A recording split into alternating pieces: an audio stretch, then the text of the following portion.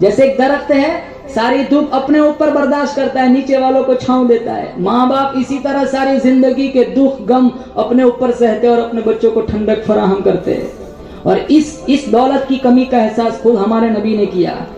جب مدینے کا ماحول ہے، حجرہ عائشہ سے نکلے، تا حد نظر صحابہ کھڑے ہیں، آپ نے پیچھے کی طرف ابوا کی طرف نظر دوڑائی اور کہا لو ادرکت والدی او احدہما، کاش میرے ماں باپ یا دونوں میں سے کوئی ایک زندہ ہوتا، وانا اصلی صلاۃ العشاء، اور میں لوگوں کو نماز عشاء پڑھا رہا ہوتا۔ ہمارے نبی دنیا میں آئے، عبداللہ تو پہلے ہی سے چلے گئے، 6 سال کی عمر ہے، مدینہ والدہ کے ساتھ گئے، واپسی پر ابوا مقام پر آمینہ کو بخار چڑھا اور یہ بخار جان لیوا ثابت ہوا۔ انہیں تجسس ہوا یہ میرا آخری وقت ہے، ام ایمن ساتھ ہے، ام ایمن کے ہاتھوں میں محمد کا ہاتھ دیا، کہا ام ایمن لگتا ہے آخری وقت ہے، میرے بیٹے کو بحفاظت امیر قریش عبد المطلب کے پاس بھیج دینا۔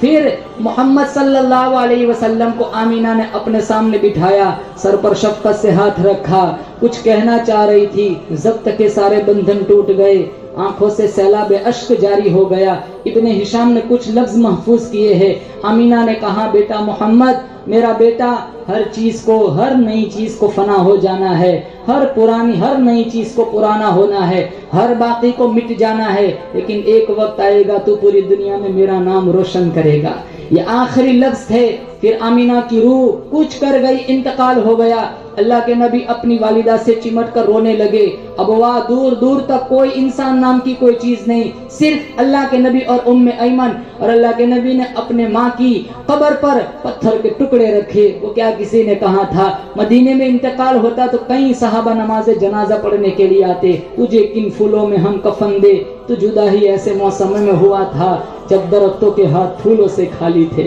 پھر 8 سال کی عمر، عبد المطلب کا بھی انتقال ہو گیا۔ پھر چچا ابو طالب کی کفالت میں آئے، پھر وہ دور بھی آیا، بدر بھی آیا، احد بھی آیا، پتھر مارے گئے، اوجڑیاں پھینکی گئی، راستے میں کانٹے بچھائے گئے،